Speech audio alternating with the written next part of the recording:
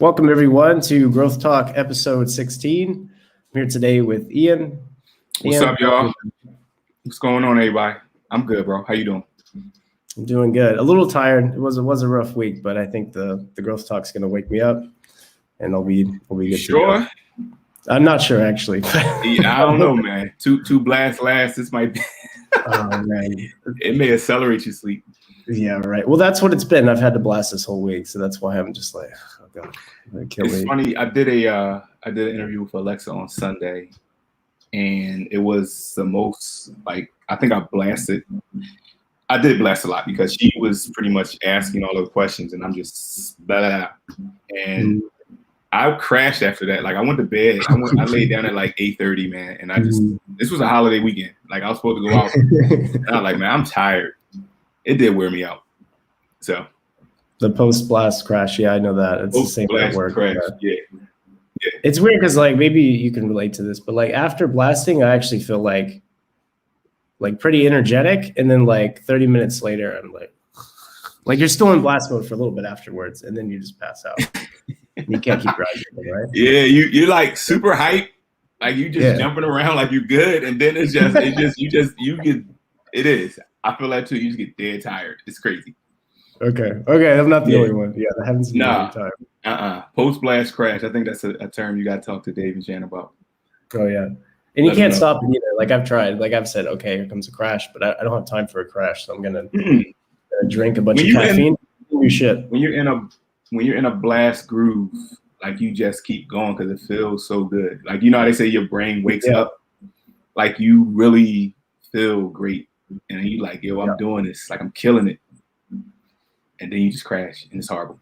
It's horrible. Yeah, it's like a pathway that opens up, and you're like, this isn't like, somehow there's like some lubricated your gears there. Yeah. Like I can do this. No, I can't. yeah, totally. And then you have like the longest nap. Like for me, it's like 3 or 4 hour naps sometimes after those things. Like, I speak in front of like my congregation and stuff, and so it's like 30-minute discourses, and afterwards I'm like dead tired. Like I'll sit there and I won't say anything to anybody for like 2 hours, just to like recharge, because it takes a lot out of you. I enjoy it, especially when people like reacting to me and I can see it. I love it, but then that relapse or that when you just fall apart afterwards, that is the worst part. Yeah. Do you feel like a sense of accomplishment though, or do you feel good that you like did that, or do you feel anything after that? Yeah, I think part of and I guess my style is more play than it is blast, but there's definitely some blast in there. But I like to figure out who I'm talking to. So So if I know there's gonna be a lot of kids there or something like that, I adjust it accordingly. So I do put a lot of work into figuring out what I'm gonna say to get the most out of my audience. So it could be the same, like it's an outline, so it can be the same words, but I'm just gonna switch it up in certain places because I know certain people are gonna be there. So I love that feeling afterwards when people come up and they're like, they're giving you a bunch of praise and just really thankful. It's more, if they thanking me that they really enjoyed it, especially if I help somebody to think about something a different way or something they never seen before. Those like the biggest rewards that come out of that. Totally. Yeah, I can really relate to that. I mean, so how you alter the message based on the audience, I feel like that's such a SEFE like superpower in a way. So it's like partially it's like, okay, so what's going on right now? What's going on out in the world? What do I know about these group of people? If I know certain like friends are there and I know what they've been going through something, I may change it, not to directly come to say it to them, but it's like an indirect, but in a way it's like, you gonna know I'm dedicating this to you. You gonna feel it. I'm not gonna say names, but I'm gonna put just change it up a little bit so that I'm gonna hit them because I know that they're gonna receive it. Okay. So you're taking in the entire context for that, it sounds like. Yeah. It's good, man. That makes a powerful speaker, I'm sure. Yeah, I bet you're really, we're last, but I bet you're really good at that. I could totally see that for sure. Yeah, because it's the same outline. It's the same thing overall. So you can just, once you kind of have it in your NI, you can just swap out different sensory. Yeah. And just, you know, this, I can pull this out and put it back in at a later time. Right. Yeah. So it's this, the concepts are the same. It's just, you just use a different sensory to kind of get the better impact. Yeah. How you present it changes, but the message is the same. But yeah, that makes sense. Yeah. Cool. So for everyone that doesn't know, you should see Ian's type on his window there, but he is a ESTP jumper. So if you're not familiar with OP, that just means that Ian prefers his SE and his FE rather than SE and TI. So he's still got the ESTP cool vibe, but he's a bit more of a feeler. I guess that's a good way to put it. So a feeler. I'm a feeler. Yeah, man. So like me being a thinker, I feel like being called a feeler is like a compliment. You know what I mean? Like, if you call me a thinker, it's not a compliment. It's not? Okay. My bad. You know what? That was probably the biggest thing. Just getting when I got FE, that probably was the biggest slap in the face. Like, you could have called me anything. You could have called me anything, but don't call me FE. It was like the one thing I was like, this is the worst function in the world. Really? Okay. Yeah. Okay. I see it very differently. I think FE is like the coolest function. I think that, well, because of my daemon, probably. That's why I like it so much. But, yeah. And I always liked the the TPs, like the TI. I always liked them. I thought TI was such a cool function. NI, I'm like, NI is cool. It's cool. I know you look at your demons, but I think the deciders is like where I was kind of fanboying on.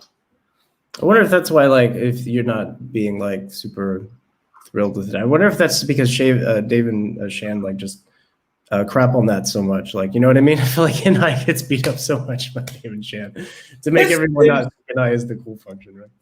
Yeah, I mean, like, I saw my masculine part of me, so I thought I was an NTJ, but it wasn't like I was really like. And once I started to study, I said, I don't think I'm an NI, but I didn't see myself as an SE, and I didn't see myself as SI. I don't really know what to think because I didn't see any. I just didn't really give SE that big of a chance. Okay. Because I didn't think I was an ESP or EP at all, and so it was a surprise. But I think harder like that. I just didn't see that coming. Like, I thought I was coming in. I thought I was an INTJ. So I just thought I was a TE user, and I did call myself. I said I was a INTJ who was more balanced, better with people than other INTJs. Right. Okay. I had the double feminine piece, so I knew I was feminine tribe, and so that T was, I didn't see that. I knew that one for sure. So yeah, and then I guess with your type, you're double activated TI, aren't you? With the way your type is. And it's masculine too, so like the most TI you can be for not having TI. So I'll be the most TI of the SEFEs. Yeah. Yeah. So yeah, I guess you didn't relate to, or at least in the beginning, it was a bit of a shocker to get your type. If you were to go back and look at your childhood, do you see like the SE, FE thing going on, or what were you like as a child in general? How would you describe yourself? I saw more, like, I think about it, I saw more of the TI part. Like, I was a little devil in a lot of ways. Just like when I was in like elementary school, I think I was more, it just felt more like T. And once I got to high school and I started like understanding the system of like, reward, it was like, okay, I started playing like the FE game more. But I'm one of 11 kids, right? So you from in this huge family, and you just learn how to like survive in a lot of ways, right? Yeah. Now, my parents were like good parents. They worked hard. It wasn't like, we were like starving, but they worked hard. We had to learn to work hard. You had to learn how to share. You had to learn how to, laugh at yourself, be patient, like level 10 roasting all the time. So you learn all those things and just learn how to survive. And maybe that was just me just being on FE auto mode and just kind of going with it. But I just saw myself more into like my TI. Like, my nickname was Professor, when I was younger. Okay. I was like the smartest of all my brothers and sisters. I Mhm. went first one to go to college, first one to do all these like academic feats. Like that was me, right? So it was that to me seemed to kind of define my childhood more than the FE piece. I kind of discovered the FE Okay. when I was in high school, college, Mhm. and just learning how to play that game. Okay. Right. So that was yeah. So I kind of look at it the other way. It just seemed like the FE was more of the discovery. Did you struggle with TI at all when you were younger, or did you feel like you always kind of had like your identity and knowing what you think and all that already on lock, or was that did you have struggles with that? Or? No, like I've always been pretty solid on who I am. Like I kind of see myself as like the anchor. The inside me is the anchor, and this then the external part is the one that's just floating around and just like I had friends in every group, right? So the smart kids, the foreign kids, the nerds, the jocks, and what made it even more interesting, like when I was in 5th grade, I was bused out of my neighborhood into the suburbs, right? It's the outskirts of Philly. Like an hour and a half bus ride. Right. So then that exposed me to like, instead of it being just all black kids, now it's white kids, Jews, foreigners. Like it was a foreign kids. It was just a bunch of different races, and that just opened my mind up to just so much. Like it was such a cool experience, and kind of knowing who my type now, it really aided in me becoming like just better with not being surprised at any person, any type of situation, because you kind of learn all of that in the experience that I had. So being able to float in between like friend groups and adapt in situations, like I just didn't have a lot of drama. I didn't have a lot of fights. Like, it was some kids, some people, they just wanted to see if they could rattle me, because it was like I was always cool. And even in those situations, it's like, listen, man, I just walked away. Like it was like, look, I ain't, like I really gotta be really, really, really agitated to even want to put my hands on somebody. Okay. You know what I mean? So that's you gotta really elevate to that point. And yeah, there was always somebody who was just, I think in some ways, I think it was jealousy too, because I'm just sure of myself, and I can move, and I don't feel threatened by somebody else's presence, and that's always been the case, in a way. And in a way, it's like I'm curious to like get to know you. I'm kind of drawn to you to understand who you are and figure you out as well. So it's like I'm gonna put myself to the side so that I can let you be you, so I can figure who you are. So what do you mean by that? You're going to put yourself to the side in what way? Like I'm going to double feminine SF play. I'm not going to let me interrupt the flow or like push on the external at all, because I want you to be as natural as you are. Okay. The more pure you are, the better the quicker I want to learn, the better the experience is going to be. Okay. So you try to put them in a comfortable environment, like for the most part. You try to make things easy for them. Yeah. Okay. Well, that makes sense. Yeah. Yeah. I feel like that's what SF play is like really good at and tries to focus on, right? Like you're kind of like making everything comfortable for everyone. Like, well, maybe not everyone necessarily, but for most people, right? Because you want everything you want the vibe to be good, right? Yeah. But instead of pushing on it, instead of like with the FE and really just, the like they say with the gifts and all that other stuff that like I guess the masculine FE or somebody who's probably more blasty would do, I just withdraw myself. Okay. Kind of give you stage to like just do whatever you're going to do as my way of compensating. So I'm kind of going the other way with the feminine FE and the lack of blast. So didn't you ever feel like maybe you don't get the spotlight enough because you're doing that so much? You're like, oh, well, I wish I kind of was there sometimes, or do you not need that at all? Nah, I'm a shine. Like I'm always going to shine. Like I'm not worried about that.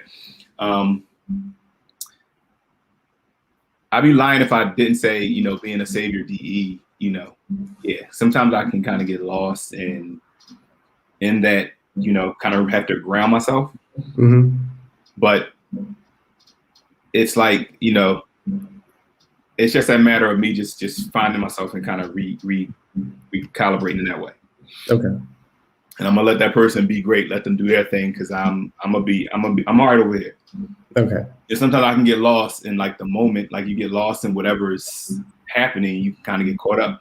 But there's just certain things that I know that I'm not going to do. Like, to, you know, just that's your stage. Like, this is where you shine, and I don't shine in this area. Mm-hmm. So I'm gonna let you have that. So it's not a lot. It happens sometimes. Okay. Yeah. Well, dude, IPs must love you. You're letting them have I love IPs, man. I love IPs. I love the individuality. I love just being able to kind of do them and not really be thinking, not thinking about other people, not thinking about the tribe. And it's just it's natural. It's such a natural, like, it's just carefree. It's great. I respect it. I don't want y'all tidal waves though. Oh yeah. I don't want. I mean, we usually keep it to ourselves anyway, you know. Like, yeah, I don't want IP freakouts. No, you can have those. Yeah. I wish I didn't have them either, but I was going to say something. Yeah, it's always surprising to hear when people are like, oh, I love IPs. It's like, really? It's like, man, I don't even love IPs. Like, well, probably because everyone, I guess, right? But I think, like you said, we don't see the freakouts, and you kind of, y'all kind of keep those hidden. Y'all go in the corner and just cry or do whatever y'all gonna do when that stuff affects you. So yeah, it's probably a lot more to y'all. I just don't get to see. Yeah. So if I got to see those parts, I'd be like, you know what? I take it back. I'm gonna have to think about this. I got a couple like IP friends, like Consume Sleep, and he is like very selfish, and he will like just go all the way out as far as abandoning family and just burning people. And then, you know, when he snaps back, he comes back to me because I'm like, bro, I told you it's gonna happen, and I kind of listen to him and just let him cry or whatever he's doing. And so I see that, you know, and in some ways, sometimes it's like he does burn me, but I don't care. Like, I like, that's on you. And I know you're gonna, and this is even before OP. Mm-hmm. I know you're gonna come back. It's gonna bite you in the butt some way. You're gonna ruin a relationship. You're gonna miss an opportunity. So it's just a matter of when you come back. It's cool. Yeah. Yeah, we do burn bridges, that's for sure. And it's never a good thing. Yeah, you just get so like, I don't know, sometimes like the anger and just the frustration you have with someone else over sometimes something extremely trivial, but it like burns so much that you have to do something back. And sometimes especially for feminine DE, the easiest way is just to, all right, see you. You said you have to do something back.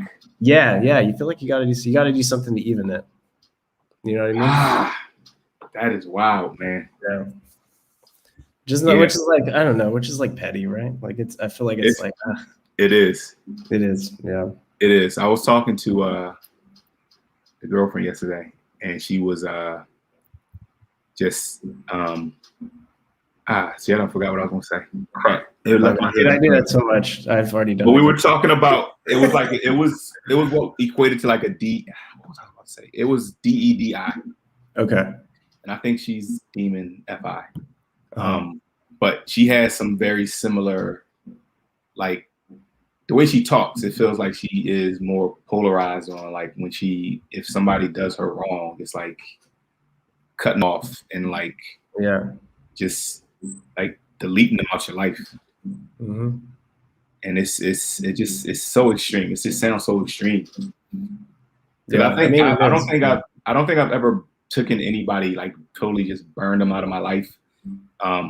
I was telling this to, I think, Alexa on Sunday. Like, everybody gets some minimal FE respect and be cordial. Like, I will never like just dish you in front of everybody. But then there's just certain layers you just don't have access to. Yeah. Mm-hmm. Right. You won't get so much from me, but you're still a person. And in some ways you're still useful to me. Mm-hmm. So I'm better off just putting up with your BS than, totally ditching you. Yeah. Yeah. I can relate to that as well. Sometimes the IP burn down is not so obvious and might not even be obvious to the person. So you've mentally cut out the person, but you're not necessarily going to attack them or even be mean to them. You might just treat them especially if they're FE, you're just going to treat them like anyone, but you're not going to try to talk to them. You're not going to hang out with them. You're not going to do anything for them. If they say hi to you, say hi back, whatever. But that's it. You're just, and sometimes if it's extreme, you just don't respond back. But I don't know. Well, at least I'm speaking from my own experience or what I've done when I've burned people out.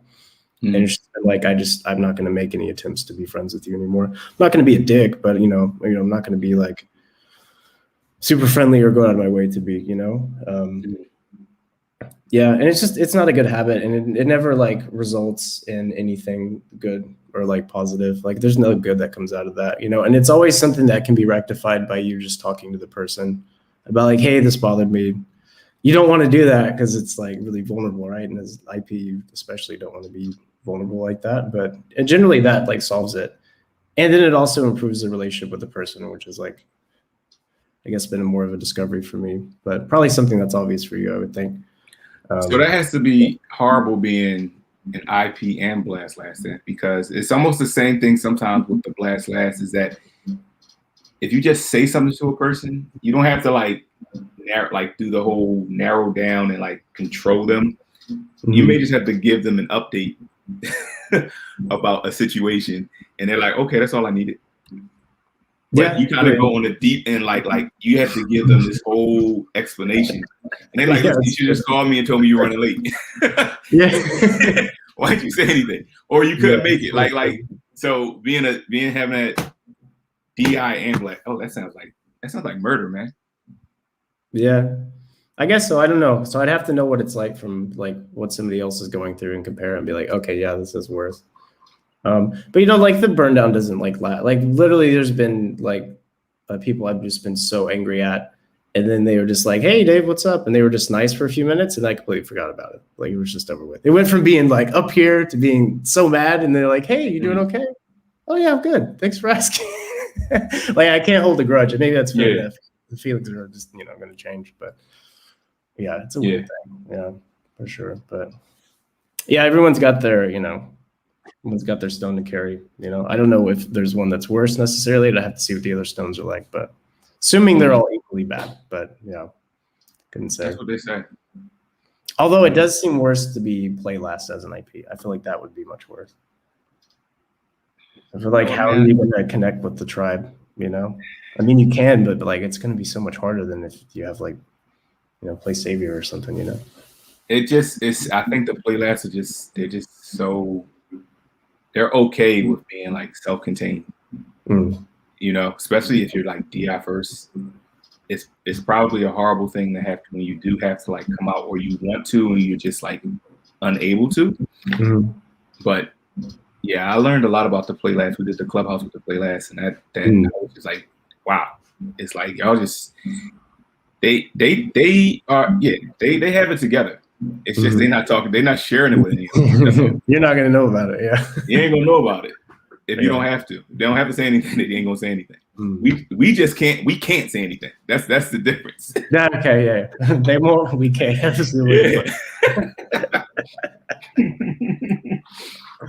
So how is the dynamic with you in play last? You being play first, is it a bit confusing, or is it a natural fit, or yeah? How does that go?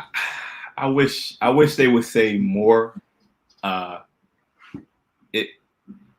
It's always tough to when you're throwing stuff out there and you're just not getting no type of feedback. Yeah. Oh man, that's tough. Yeah. And you just want to grab somebody and be like you think they're you can't take it personally too, because you think that you're there. They don't like you or something personal, and it's just not. And I think in public, it's harder to gauge. I think for the most part, if most people are trying to put their best self forward, and they're going to give you a little bit of ping back. But if it's somebody or somewhere where you're expected it to be a little bit more, back and forth, and you're not getting it, it's tough. For sure. Like I usually take it personal. I try not to, but sometimes it's like, what are these weird say? Why do you just like stop in the middle of the combo and then give me a weird look? Yeah. Like, what does that look? Okay, what does this mean?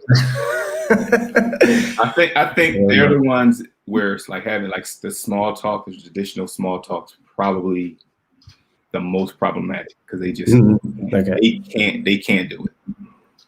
So, but I can toss the ball so many times, and if you're like just not giving me any back, then I'm just going to leave you alone. Like I don't feel compelled a lot of times. I know some people want to kind of break people and crack people, and like I'm going to get you to talk. And it's after a while, I'm just like I'm good. Yeah, same. I don't want to like crack you or like I just like you don't want to talk. I don't. Okay, I'll go somewhere else. I'm not trying to get drained from that for sure. So to go back to your kind of your childhood a bit, you said for as far as TI, like that was, I mean, you didn't really have much issues with that. In fact, people even like seem to know you for it. I mean, being called the professor and all that, and then doing really good in school. And so, like, what about NI? Was that a thing? Do you feel like you could see even NI? I guess NI would be, I guess, the bigger issue.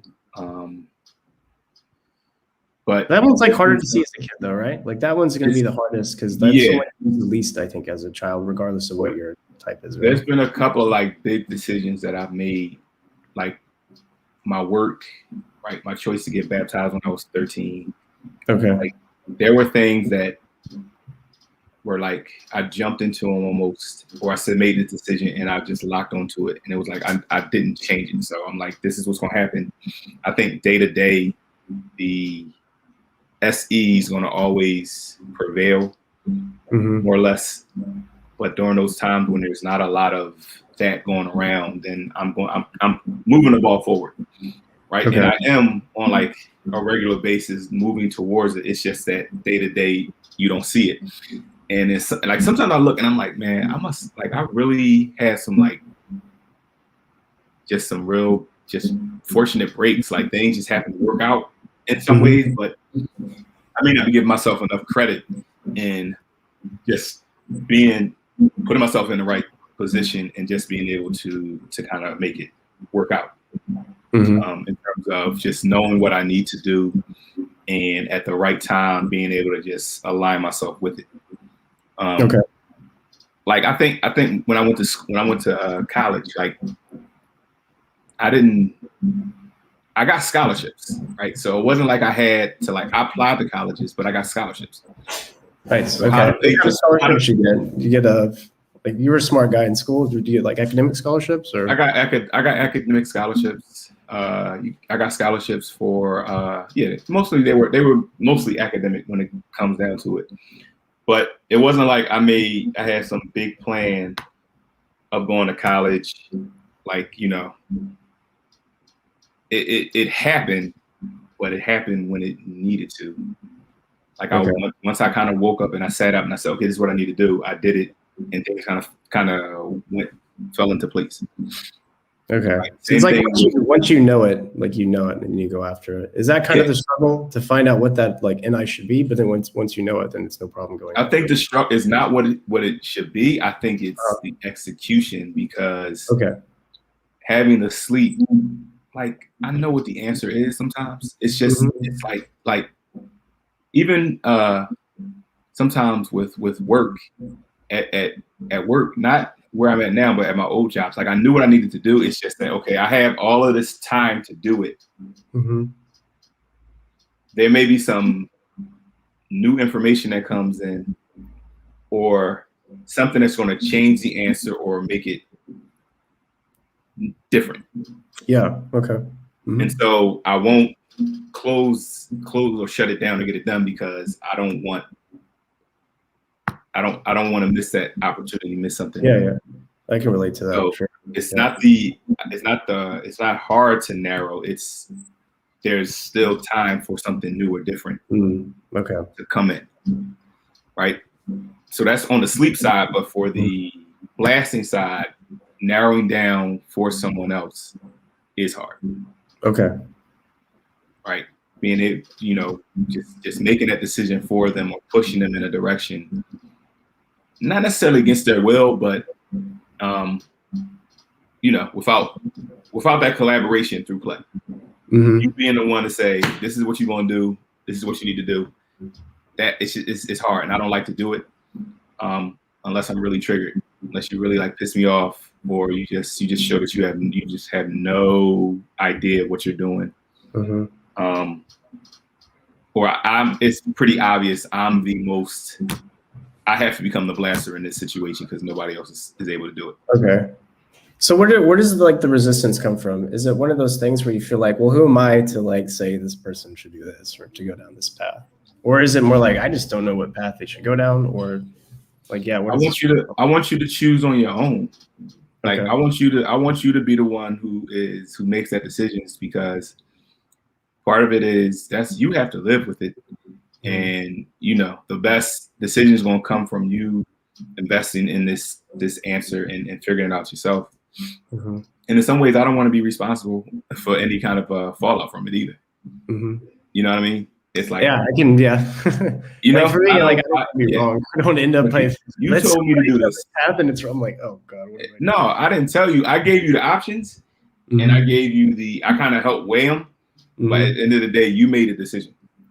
Okay. It sounds like, yeah, you're kind of giving the TI there. Okay, this is the logical things to do based on this. You get to choose, though. I don't want to choose for you. You choose. Okay. Yeah.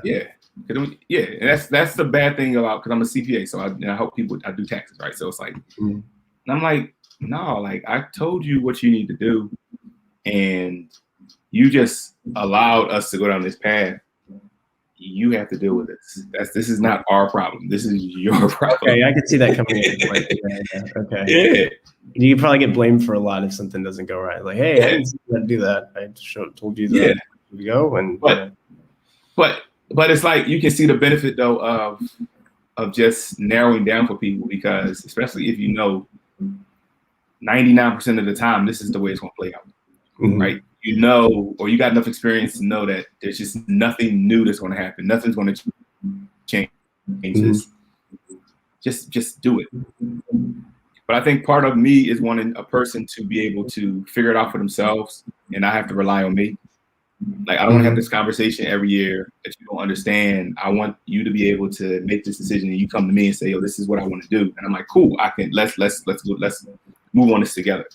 But there's just some people who just don't own that area at all. So you have to be the one to make the decision, and you have to let them know and spell out, this is what's going to happen, so that when they walk out of there, they know you can say, I explained this to you, I broke this down for you. So there should be no surprises. Sure. Okay. You've given them the future pretty much. Right. Yeah. So so when you mentioned earlier, when you're kind of deciding your own path, like for NI, that you're kind of leaving it open in case there's new data that comes in, and you don't want to close it down in case like something else comes. So have you been able to like deal with that, or how have you been dealing with that? Have you been able to get around with that? Is there a different way you have to frame it, or? I think in most areas of life, it's not going to be, it doesn't really affect much. Because it's also just feels like there's just this natural, you just have this sixth sense of just knowing this, okay, now it's time to act. Like, now it's time to wake up and take care of it.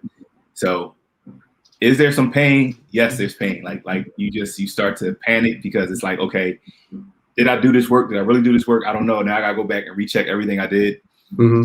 It was done, but since so much time has passed, I haven't looked at it. Now I got to relook at it. So it's painful. Okay, everything's new. You know what I mean? Yeah. So, but it just feels like there's I just have this sense that everything's going to be fine.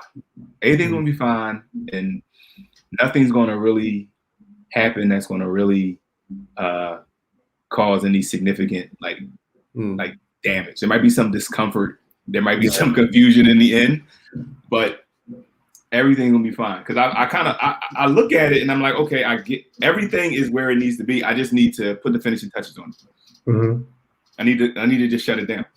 So I'm trying to work on that.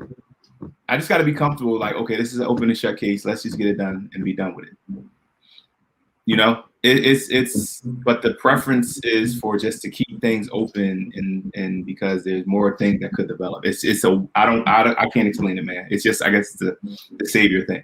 It's a responsibility. I know I can relate. Yeah, because you feel like nothing's really closed. It's just like, this is what I'm going to do with the data that I have. But if the data changes, I'm going to change the endpoint. Of course, I'm not going to just keep going ahead. And even though I got something that got in the way of it, right? So yeah, I can. That's why I'm asking that question, because I want to know that too, actually. Yeah, no, you just got to force yourself. It's like, it's okay, Ian. Nothing's going to change. Close the door, get this done, and move on. Yeah, you know, because I got a deadline next week, and it's only one of everybody that I have opened where I've dragged my feet because I just wanted there to be more time to see if anything else develops. But that's ready to go. All I have to do is hit the send button. Yeah. But everybody else is like, they're dragging their feet. And I think that's where some of the pain comes in, because you don't anticipate. In my line of work, I should anticipate that within this last week, people are going to pop out of nowhere and they're going to give me stuff, and I'm going to have to like rush and do work. So the stuff that I should have had done, that I was going to wait until this last week to get done, now all of a sudden, that's causing me problems because, you know, I got all this unexpected crap. Okay, yeah, right? That's where the OI comes in, being able to plan and kind of knowing, like, listen, this happens every year. You're gonna get a bunch of people last minute, so take care of your stuff. So when they come in, I can just focus on them. Gotcha. So what you were saying earlier, how like you have this attitude, like everything's like going to be fine. I think even, with Demon and I, sometimes maybe that gets in the way of doing your NI. But at the same time, I think that's really good, because I mean, really everything is going to be fine. Even if you don't meet your deadline, even if this happens, you're not gonna die. Like, you're gonna be okay. So like, where does that come from for you? Is it like just how you always been, or is that even a type thing? Probably not, right? I don't even know, man. It might be just experience, or it might be just me lying to myself. Hey, if you believe the lie, then I could be lying to myself. But I think you just kind of listen, man. At the worst, if something, let's just say, if for some reason something goes wrong and it is my fault, okay, there'd be a penalty that I have to pay. I'll make this person whole, But like I said, the information that needs to be in there is in there. So if something changes, it's because it's more so on their side than it is my side. Okay. I just sometimes need the tribe to like help push me forward to get things done. Like, if they're not watching, it's like, I don't feel this obligation. But if somebody says, yo, I need this done by Friday, it's like, all right, I will get it done by Friday. Okay, yeah. Sure. So that deadline is like, that's what's going to keep everybody's legal, right? Everybody safe. It's those deadlines, right? Okay. It's just putting that structure around myself is where the problem is. So you don't like it, but you got to have it to some degree. It sounds like you have to have it. And I respect the deadlines. It's just, I'm going to play around until the last minute. So I'll probably make some people cringe saying that. Like, that's pretty much the way I am too. Yeah. I'm going to, like even stuff for work or whatever, there's a deadline. I'm going to try to like, just do enough, and sometimes that enough is like a couple days before or a week. It gets done, but it's, probably not the right way I've ever done that. I managed to just barely scrape by on most of these things, but hey, it keeps working. So, it's whatever. But the thing, I guess, that helps, is more play, but it's like, I'll throw a date out there and I'll make myself I'll put, and this, it's not even play. This is more OI, right? I'm putting it on myself. I'm making a commitment. I'll make a meeting, and it's like, I'm doing all of that so that I'm keeping the ball rolling. Okay. So that way everything doesn't pile up until the end. Okay. Do you have any juicy, oh man, I messed up the NI this time, stories or examples of when you like fight away or anything? If you want to talk about it, of course. I have to think about that. I can't think of anything off the top of my head. Okay, that's fine. Maybe something pops up later when we're talking or whatever. Yeah. No, I'll share. If I think of I'll give something. you kids something. Okay, gotcha. Yeah. Okay. So like, what are you up to now then? So like, it seems like you have a pretty good like view of yourself and what you need to work on and kind of what your habits are and all that stuff. You know, definitely not a sleep blast, it seems, right? So like, are there like actual like ST stuff you're doing to work on this stuff, or is it just something you're keeping in mind? Or yeah, what does your growth path look like at the moment, would you say? I think it's really taking ownership of the sleep and the blast, right? Just instead of, in some ways, like letting life happen, you kind of take control of it. As far as like relationships, and even now, you know, I'm part owner of a company, and there's this one double masculine blast dude that just runs everything. It's like I could assert and take ownership of that stuff. You know what I mean? But it's working, so it's like, all right, when I'm gonna just do my part, I'm gonna be in my lane, and it's not most of what he's doing is not bad. You know, it works, but I think in some ways it's like he kind of has an advantage, because he kind of holds the keys to that stuff.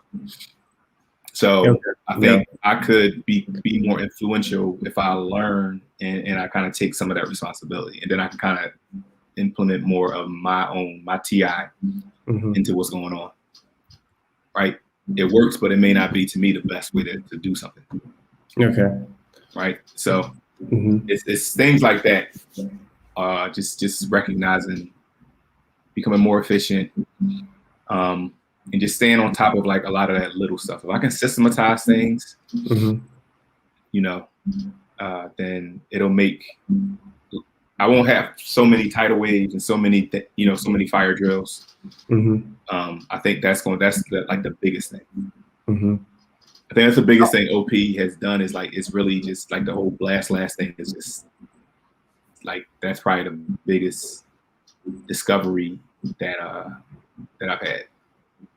So yeah, okay, I can relate. You got a double masculine blaster that's probably taking up a lot of the space, if you could put it that way, and then for you to speak up, like it's a bit hard. Like, so I wonder if it's the same as me. So for me, like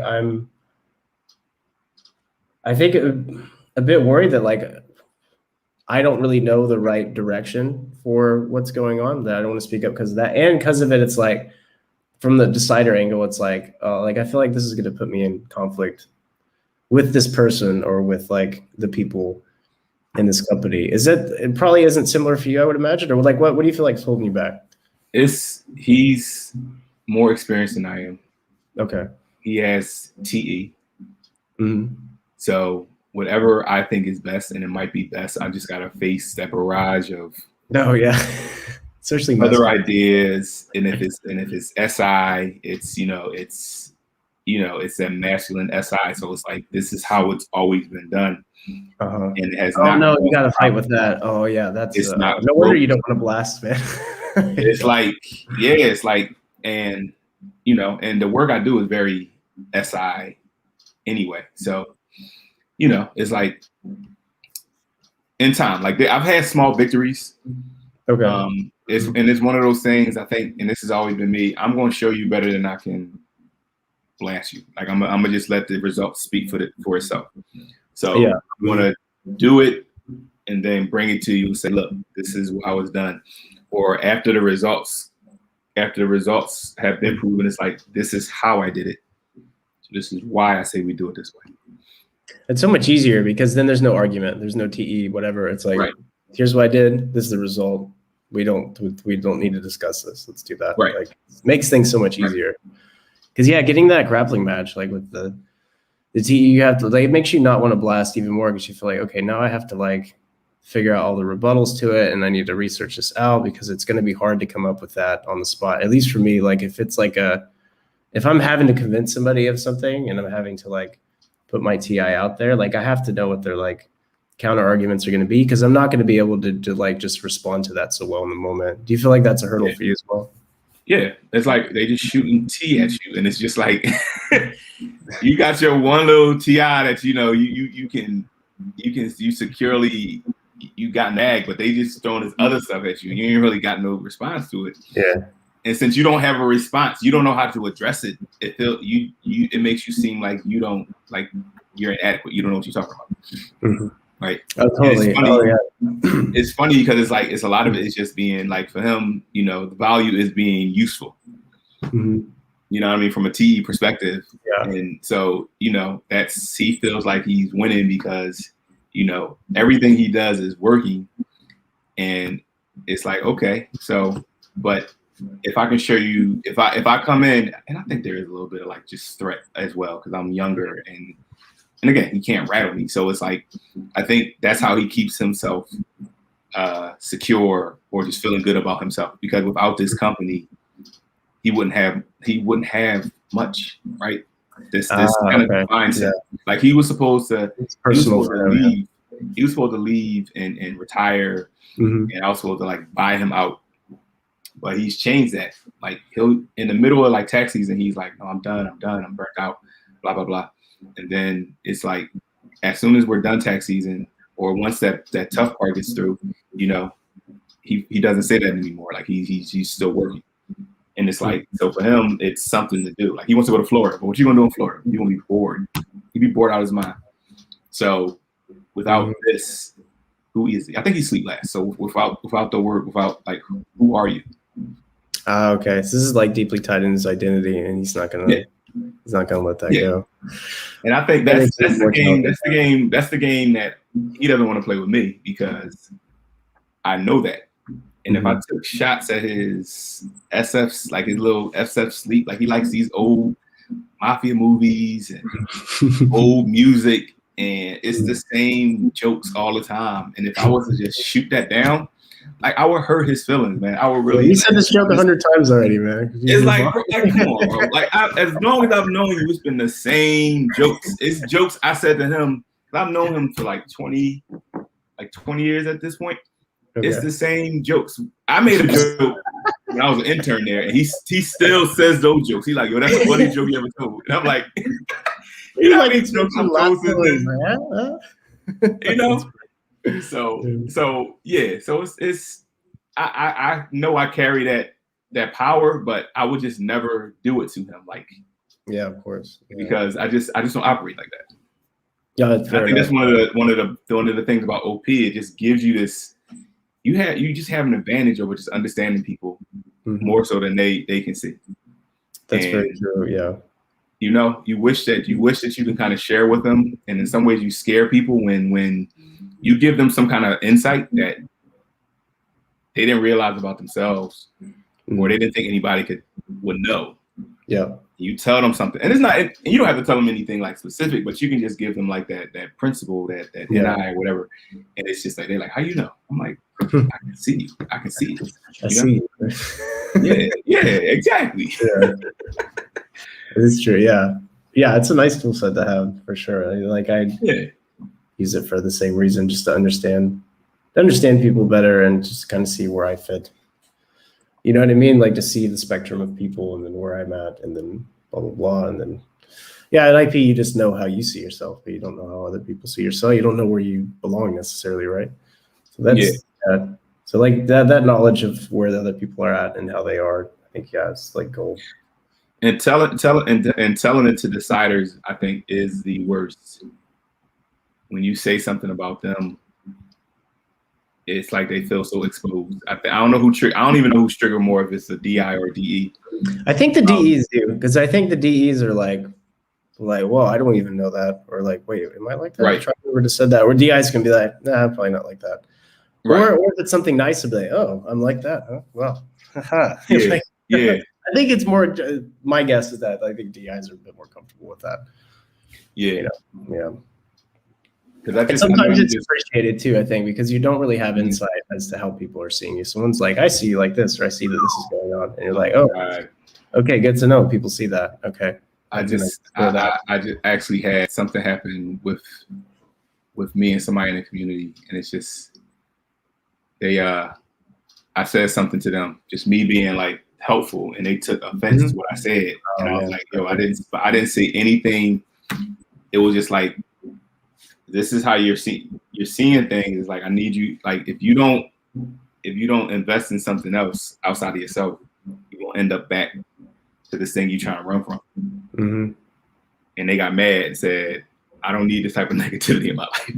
What? Oh man. And I'm like, okay. And like banned me, stop block me on Facebook. And I was like, so you're trying to help them out, and they took it. And that's all I said. And it was like, well, I need, I don't like the fact you're telling me I'm like, all right, bro. You go ahead. I see you when you return. I see you when you snap back, right? And I'm just gonna be sitting there like hello. It's not even a told you so. It's like, You're not even gonna say I told you so. They already know. Right? Yeah, I don't even got to. The look on my face gonna say it all.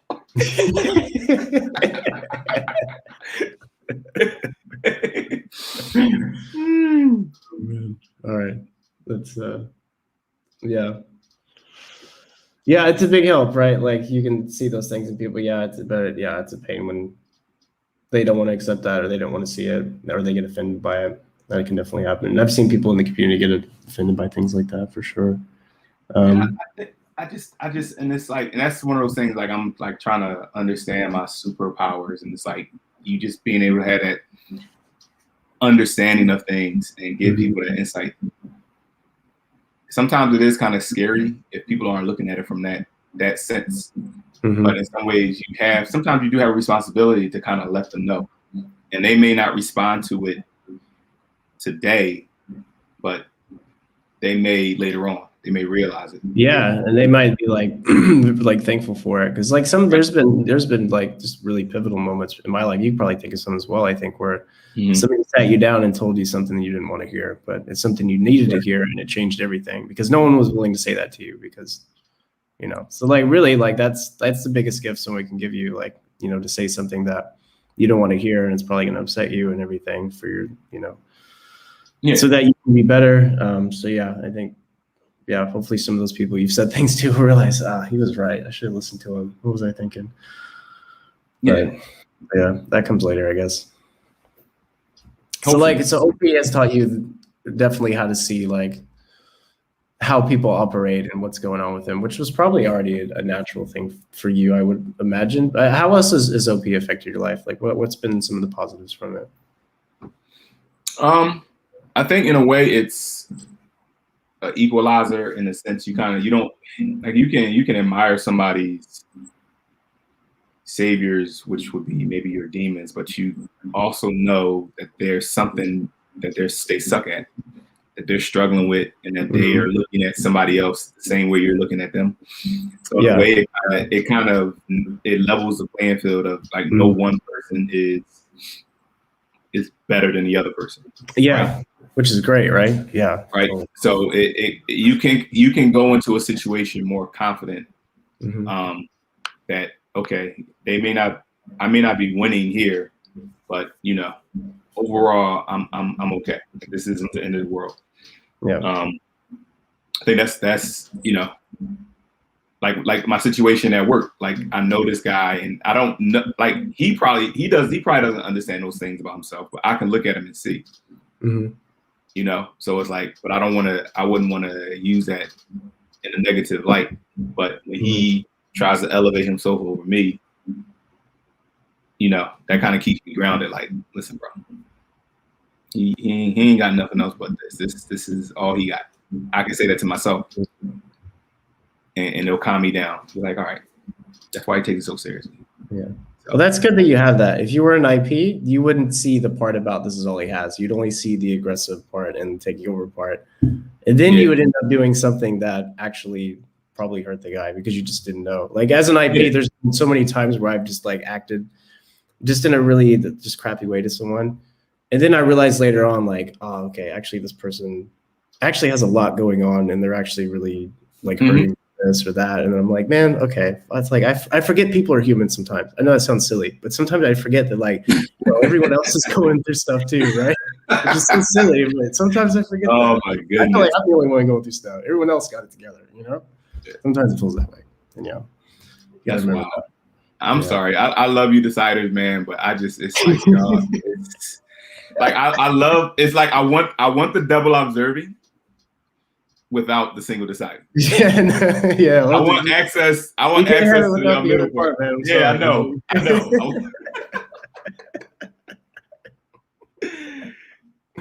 It's silly. I mean, it's like intellectually, okay, of course I know other people like are human and have stuff, but like you don't operate on that. You know what I mean? Like your actions and the things that's underneath your behavior is like forgetting that part. Even though if somebody were to ask you that, I'd be like, yeah, of course people are human, everyone has their own suffering, blah, blah, blah. Everyone does that. But deep down you forget that.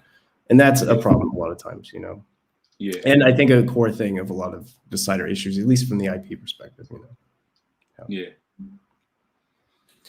Yeah, it seems simple and obvious, but yeah, to us for whatever reason, yeah, it's not sometimes. So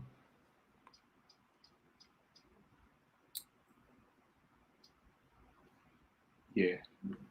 So how is it? So for me, OP, I feel like has really affected my worldview in a lot of ways. Do you feel like it's affected or changed your worldview, or do you feel like it's complemented it, or was like the OP stuff like abrasive in any way, or it's enhanced it? Okay. It's enhanced it. I mean, I think I love the community. So in a way, and it's just funny how, but I got my type in April of 20. So, and I joined in the summer of 19. So I got into the community just as, things really started to shut down. That's when I really got into it. So it's been a lifesaver in a lot of ways. For the pandemic, just spending a lot of time in the community. So it's helped the community. So it's helped in that way. But now in some ways I feel like I'm very not entrenched, but I feel like I've committed to a lot of things now. So as stuff starts the question is, as stuff starts to open up, what is that going to look like? Will I have to forcefully step back? Because I do the Clubhouse thing, I do stuff on Discord, and it's like, to what extent can I keep those things up once everything starts to open up? Oh, right. Okay. But as far as just like my philosophy on life, it really hasn't. It's just giving me more insight. Like it's deep in my understanding of things. Being having the SF play and Demon NT sleep is like I've kind of went the other way as with learning. I've learned those things, I've gathered them, I've collected, and I've come up with the theories on my own. But then but then there's people. So there's things that I understand and I fully know. But now just OP it's just making it a little bit more interesting. In some ways, it's making it faster to kind of make those connections. Sure. You know what I mean? So it's like you have a way to match up your NITI that you've made on your own, and you kind of see, okay, does this match up with the system as well? So you get some validation in a way, probably, I would think. Get some what? Like validation of your theories, right? Because now you can you can see that this cross checks with it, Yeah, and just having faith, and just having a big family, and just having a lot of experiences, man. I lived a lot, I've done a lot, traveled, met so many people, seen so many things. It's like there's not a lot of things that genuinely surprise me, more or less. So it's it's just enhanced it. It's made me more aware of the why with certain things. I know my dad, OP, kind of helped me understand him a little better, because I've always not been at odds with him, but I just think his approach to life was different than mine. Okay. And I just thought he was mean. I was like, yo, I used to call him mean. I left my house. I left my parents' house when I was 26. and I moved into my dad's sister house after she died. My cousin sold it to me, and I just left. I left that night, and he was like, we didn't talk about this, and I'm like, there's nothing to talk about. I didn't say that to him because he would have killed me, but I was like, my mind's made up, so I moved up here, and I went on like this 10-year sleeping binge, and just figured a bunch of stuff out, and then I woke up and was like, oh, dang, that's why my dad is the way he is. Okay. The upbringing he had, the stakes that he had. You got this big family. You in the middle of North Philly, like, yeah, you got to operate a lot differently than me, and me looking the other way. Being in war, he was in what's that? Nam? Oh, okay. Yeah, that does something to a person. Yeah, totally. It does something to you. So, because one time I remember I was playing and I hit his foot and he jumped up and screamed at me. And I'm just like, wow. I'm like, dang, dog, like what's like, dang, am I bad? Like, but if you think about that, you like, if you've been through whatever he's been through, and it's like that could bring back some memories. You know what I mean? So it's like, it's just little stuff like that where you just get to look at a person and be like, okay, like you said, in some ways you kind of look at them more as like human beings, because as you get older, your parents are getting older, but you just realize that now I'm their age and I barely got anything figured out. So just imagine what they were going through. Oh yeah. At your age, you know what I mean? Yeah. It's like, yeah, she still figured some stuff out. Like, so it's like, I reconcile or just looked at people differently through OP to enhance my relationships, to kind of, just look at people and like, okay, you don't mean to be this way. You just can't help it. You just DI to death, and you just can't help that you ruining your relationships. Yeah. Yeah. You know what I mean? Yeah. Yeah. Is your dad a different type than you? It's like I guess you probably typed your dad by this point. Is he like pretty far away? I think he's either blast sleep or sleep blast. Okay. Okay. Yeah. Pretty far. SI, ST, or SF. Sleep. Yeah, so we're like operating on two different sides, like, yeah, and just being raised, coming from the South, being Black in the South, and a lot of the stuff his ancestors told him, he carried that, and then you come now, and it's like, okay, the way he worked and the way he lived is very different than how it is today. Yeah, so it's like it operates like that anymore, but. Yeah, has it taught me some things? Yeah, it taught me a lot of things. It's still useful. Like he owns real estate. He owns a bunch of houses, and we used to go over there and have to do maintenance on them. So having to stick your hand in dirty toilets and do all these crazy things. I'm like, nah, this ain't my calling, man. I ain't doing this. Let me go hit these books a little harder. Yeah, and get some better grades. But can I do that stuff if push came to shove? Yeah, I can do that stuff. I've done it before. I'm not above it. So it's like, all that stuff comes into play. Like, it just makes you a more balanced person. You know what I mean? So he did his thing. He did his thing, raising all of us. Nobody's like strung out on drugs or in jail or anything like that. So, and you have 11 siblings, I think you said, right? Yeah. So he had to raise all 12 of you. So it's like, so that's a tough thing to do. Yeah. Because they work for the city. Like my parents, we weren't like rich, so it wasn't like, but they managed to make it work. I think the circumstances back then were a lot different. I think being it to raise a family that big would be almost impossible now. Oh yeah, I can't even imagine doing like 1 or 2 kids. Right, well, right. So it's like so to be able to pull that off is. Yeah, it has to go off to you. Props go to you, because that's a lot of work, man. I don't think I could do that. I wouldn't want to do it. No, me neither. Especially as an IP, how am I going to do that? I can't take care of that many tribe members, right? Yeah. Oh man. Yeah. Well, cool. That's great. Yeah. So it enhanced your worldview. It didn't come like there wasn't any conflict there. It sounds like it just made things a bit clearer. Yeah, I feel like I could say the same. Yeah, for myself as well. Yeah, because I'm put out there. I'm the same age as Dave and Chan. Like what they gonna tell me as far as like they lived their lives up in wherever they live, Pacific Northwest. It's like, you know, I've lived the same life you live. I probably live more life than you. So there's really not much you can tell me outside of the type of observations. So I'm not looking at them for the, you know, how to live advice, like the hero journey and all that other stuff. Is like, you know, I've done that more or less, you know. So, but I know for like maybe like some younger people or somebody who didn't have that growing up, it's probably useful. Yeah. So. Yeah, that's true. Yeah. Yeah, I guess they're not too much older than me either. I guess there's life advice. Usually, like I think for me, I've benefited a lot from, of course, the decider related stuff, like relationship dynamics and stuff, and people stuff. But like hero's journey stuff and all that, I feel like, yeah, not really my thing so much. But yeah, good stuff either way.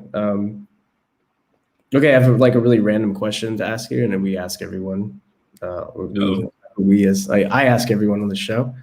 What is your last animal's spirit, or not last animal? Your last function spirit animal? I knew you were laughing. It is a one-wing, like a one-wing swan. That's what I'm gonna call it. Okay. It's trying to be graceful. You have to explain that. It's trying to be graceful. It's trying to put something out there, but it just keeps flapping around and just out there, just a mess, man. Okay. I get it. It is ridiculous, man. It's Blast is like when we did that clubhouse and I did Blast play, I did Blast first, then consumed, then played and sleep. And Blast last was the hardest one. Right? I thought play was going to be the hardest. Play was just going to me, the hardest thing was getting everybody at a place to agree and making them feel like, okay, you're going to be fine. The Blast last were fine, but it was just getting everybody to talk. And, you know, when they said something, it was, I think you were on it. Were you on that? That should be on that one. Did you say the Blast last one or the play last one? Blast last one. Yeah, I was there for that. Yeah, so it's like, you know, you too. It's like, you know, it's like everybody is like, nobody's like saying anything. I didn't help. I know. When you ask, it's like, it's not that you have nothing to say. It's just that you need to be prompted to talk. Yeah. And so it's such it's such a weird thing, man.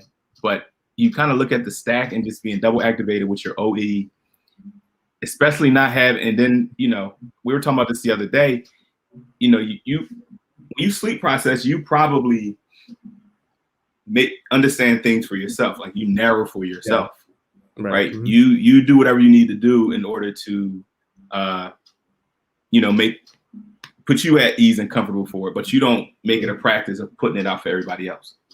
True. So having to take your sleep and then translate it to externally and Blast, that's where the disconnect is. Yeah. Right. Because we don't put it into practice much. So it's just such a now that was something that I thought I was okay with. Okay. And learning OP made me more aware that I suck at. I didn't even know there was such a thing as Blast. I was like, wait, you have to tell people stuff? Like that's the thing people were expecting. I was like, oh yeah, people do that. Like they just talk all the time. I thought they were just like big mouth, but like, oh, okay, there's a use for that. And you're just actually supposed to do that and communicate to people. It's like, oh, I haven't even been saying stuff. That's why I'm angry. Like, and it's like, but then it's like some people actually like being talked to that way. Some people like to hear the same thing over and over and over again. Some people I could not fathom that. It's like, no, there's no way there's people like that out there. They like stuff just laid out, and it's like they don't want to figure it out for themselves. They don't want everything to be new and discovered. They want you to take all of the guesswork out and give it to them just like that. And it's like, I'm like, just like, ew, like for real? Like you really want to live your life like that? And it's like, people do. So you just feel like a gun without a trigger sometimes. I think with Blast, like you got everything else there, but you just can't. You feel out of control. Well, it's also like and I feel like you can do it, but a lot of times I've I feel like I don't even know what it's appropriate or like what, like, because a lot of times it just feels like, well, like, I feel like I'm just inserting myself in the situation by blasting right now. Or like to like, is this appropriate? Do people even want to hear this? Like, I don't know when to do it or what. It feels arrogant sometimes to do it. Yeah. Like, yeah. Yeah. It's like you already know this, or you don't want to hear about it, or I'm not telling you what to do. I'm not preaching to you, like all those things that come with it. That's how you feel, and it just feels nasty. Yeah. Like blasphemy, man. It's like, I don't believe I got to tell you this. Like, you should know this. This is commonly known. This is commonly understood. Oh, yeah. Well, it almost feels like you're insulting them by telling them that. Yes. Right? Ever? You're just like, yes. I mean, I can tell you this, but you probably know this, right? I don't want to assume that you don't know this. Yeah. Yeah. It's the craziest thing, man. But so yeah, but when you have to do it, like if I practice it, so and that's probably one thing when I get up, when I do speak, I practice a whole lot. Like, my process is pretty much my stack, because I spend most of the time gathering from and just putting things out, this dump of information. Now, it's funny, I will start with an outline in my head of how I want things to play out. So I'll have like some NI bullet points, but you got to fill that with information. So there's so much gathering I have to do and then I have to sleep process. I have to narrow all that stuff down. I have to understand it at its most basic core to be able to explain it to anybody. And then the hardest part is crafting the blast, preparing the words, saying the words, being able to convey whatever. If I'm trying to convey emotion, if I'm trying to make people laugh, I'm trying to, whatever it is, I got to build all that in there.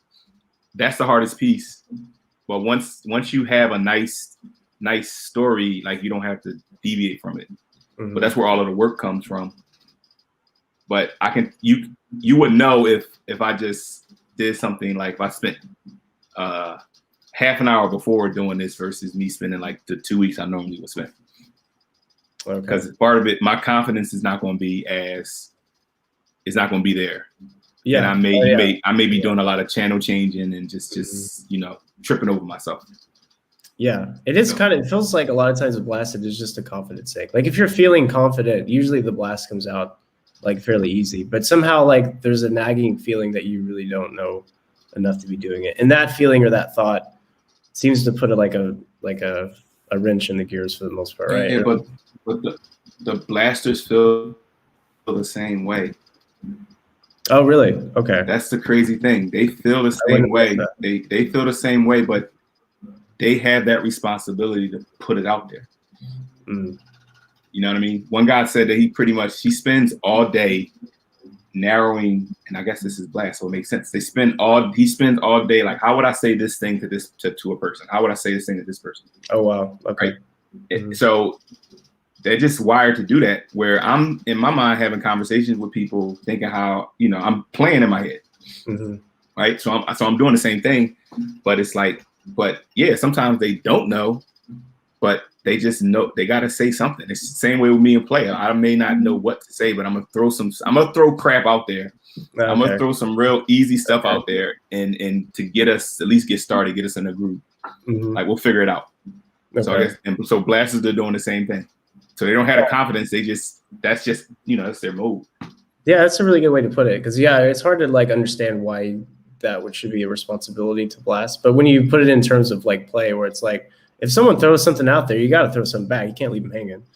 Right. You know what I mean? You have to, because yeah. They pass it, you got to pass it back. You got to, otherwise things don't work. Yeah. Yeah, that makes a ton of sense. I wanted to ask you actually about your blast preparation.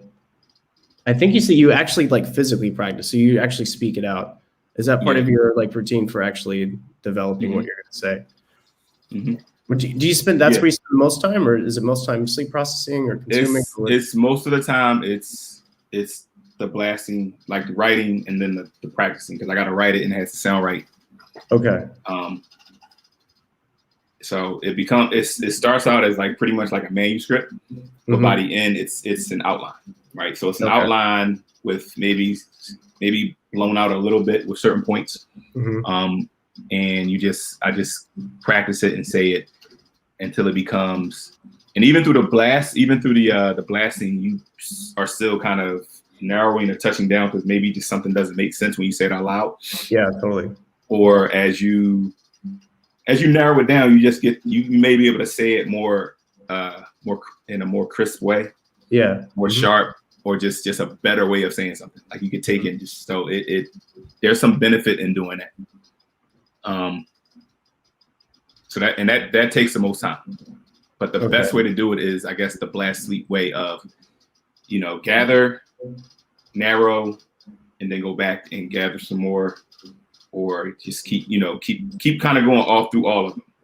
Like if you do that, I think you're going to make the most progress. But it's hard for me to transition from the gathering piece to the sleeping blast piece. Okay. That's the hardest piece. Even preparing for these interviews, like it's like when, how long have we been trying to do this? For like half a year, man. I think since May, actually. It's been a while, right? Right. So even then, it was like, I started thinking in my mind, these are the things I wanted to talk about. And I wrote that stuff down. You see me looking, I'm referring to it because it's like I just want to remind myself, because there's certain things I want to make sure if I convey it, I'm gonna say it in a way that it makes the most impact. Okay, right. Because you asked me to come on here, I'm not gonna come on here and just do a bad job. Oh, you could, man. I mean, this is more for me to talk to you and hang out. This isn't really. Sorry, viewers. I love you, but it's not really for you. So yeah, look, bro. It's for me. It's for me just as much. You know what I mean? It's the same way. It's like it's about you, and it's about the people watching. Is this live? We're. Oh yeah, this is live. Are we live? Oh, you didn't know that. Okay. I don't have YouTube open, and the reason I don't have YouTube open is because I don't want to see all of the comments and start laughing at people taking shots, right? So nobody's taking a shot. Actually, everyone's been nice. So maybe. No, I know it's a couple of trolls at me, I guess, but it's a couple of trolls.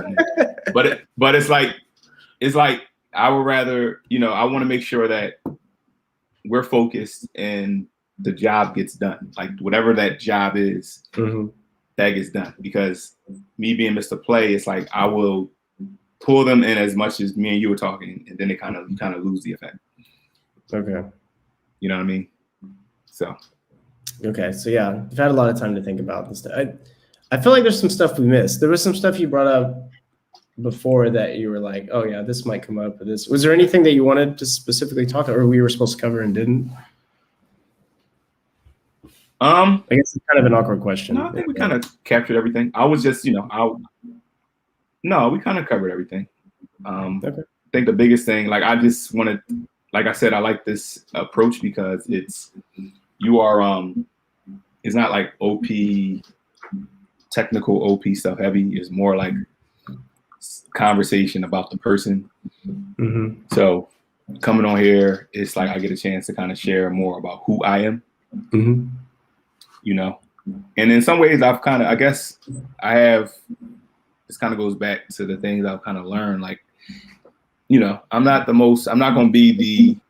dumb guy by any means, but I'm not sleep processing things like crazy and conceptualizing them like crazy. So, it's like, okay, so if I'm not that guy, where's my lane? And my lane is being able to kind of share my experiences, share what I've gathered, give people some insight and be like, listen, it ain't the end of the world. Like the thing you freaking out over, it happens to everybody. You'll be fine. Totally. Like it's that type of stuff to be able to look and be like, look, you're fine. Like just keep moving, stay away from this situation. So, because everybody in my like if you ever did videos or anything, I would like to hear you blast about like kind of your like what goes behind your double deciding or like why you're so like chill about that. I feel like that would be really good info, and you would probably have, especially since you're like a super double decider, right? With double activated TI and it's masculine, so you're like have the most like balance out of everyone, I think, right? So like, and I think in general, if you're blast last, that ends up becoming your like the thing that you're like kind of called to do, because you've done everything to support it. You have everything you need to actually do the best blast. Technically, right? You blast blasters should, once they get to that point, should be the best blasters, right? Because they have everything supporting. And the same with everyone's last animal, right? You have everything supported, that should end up being your best one, or most effective one, I guess you could say. Yeah. Yeah, because that's why we're talking about it. It feels good because in some ways you killing it when you're doing it. Yeah. And you can kind of see people's faces and you see the reaction and people love it. And it's like, why does it have to be like an exceptional thing for me to do this? And you kind of want that moment, but it takes some building. It takes a lot out of you, and it takes some building up to do. You got to kind of work through all the other stuff. So it's a process. Yeah, totally. Yeah. So to the extent, if you're called upon to do it, to the extent you can kind of work through those other pieces, so that when you're up there, it's less fear. It's like, all right, I know I'm ready, and you just get up there and take care of it. Totally. Yeah, and then when you nail it, it's the best feeling, I think. You're like, it all worked out. Yeah. Okay, now I need to go nap. Yeah, and then you can take your nap. Yeah, exactly. The post blast. Yeah. We do have a question. You have time for a question? You got time, right? I got time. I think this is just a working class, depends on who it's from, though. I don't know. It's someone named Juan. I actually don't know Juan. Juan, if you're new here, hello, Juan, and thank you for the question. So, in your opinion, what's play last like, or how do you see that? Don't like going to Juan. I thought you said one. Juan is the lowest number. Yeah. So play last would be someone who's not really pinging with the tribe. So if you think of a play person, they're gathering with other people, gathering new stuff with other people. So they're going to gather, they're going to consume, they're going to gather for themselves, they're going to process it. They'll even take whatever they process and narrow and put it back out to people, but they're just not going to other people or sharing with other people for the sake of just sharing new stuff. Like, you bringing something new to them is going to may wreck their world, because now they're responsible for doing all of the processing and sleeping and all that, because they're double activated sleep too. So they're responsible for, you're giving them something new that they haven't worked into their own internal framework. So it's a struggle for them. And I think that's why small talk is probably such a struggle for them, because you're just taking random things that they're not necessarily paying attention to, and you're trying to get them to engage on it. And so they're not the people, like, in terms of just randomly just chatting it up with people. So yeah, totally. I think going to parties, a lot of times they don't like to go to parties because it's such a random environment. If I don't think they don't mind, but it's hard for them just to be, if they don't know a lot of people, or it's just something that they're just totally unfamiliar with. It's a tough thing for them to want to do. Yeah, it's kind of like at scale, probably the people that like going to parties the least probably play last. But also, one, it's good to remember that, I mean, these are anecdotes. There's plenty of other types that are savior play that don't like going to parties. You know what I mean? So it's kind of it's a behavior that could come from being played last, but that's a complex thing that could have many, many causes to it. But even me, the thought of going to a party, I get some anxiety. I don't like really being in like a place. You get anxiety from parties. I would not have guessed that. Yeah, it's just like, but once I get there, I'm fine. I think once I start seeing people, but the thought of going and all of the pressure, especially I think because when you're FE, it's like, I have groups of friends, right? And I can be, they have a aspect of me that I share with them, and I don't necessarily, not that I'm hiding pieces of it, but like they will not, they may not necessarily get along with another set of friends that I have. I'm okay with them. Navigate that, yeah. But those they don't get along with each other. They don't like each other for whatever reason. So if I'm going somewhere, it's like if I'm with a certain group of friends, and if I run into somebody else, and then all of a sudden I gotta, they will never get along, and now I'm in the middle. Okay. So it's hard sometimes just anticipating who's going to be there, and the what of it all. That's just hard to narrow down on. and guess about that brings anxiety. But once I get there, it's like I have a ball, and that's how it always is. So sometimes I just got to get over myself. Plus, I'm a moat, right? I have consume and sleep in the middle, so I'm play savior. But especially if I've done enough play through work, and I just want to relax, I want to watch TV, I want to just be in the house, whatever. Yeah, but I have that responsibility to do it though. So I may not want to do it, but once I'm called to do it, I'm pulled in. I'm all in. Yeah, I'm gonna have a bigger crash. I'm gonna have a bigger crash later. Yeah, it's like there's like a lot of responsibility there. It seems like that you're kind of taking there. Make sure everyone gets along, and like, you know, dealing with these relationship dynamics. And yeah, it puts a lot of pressure on you to go to a party. It sounds like, but once you're there, it's like, okay, yeah, this is what I do. Fine. It's easy. Yeah, totally. Yeah, that makes sense. Well, cool. Well, I think we've about covered it, Ian.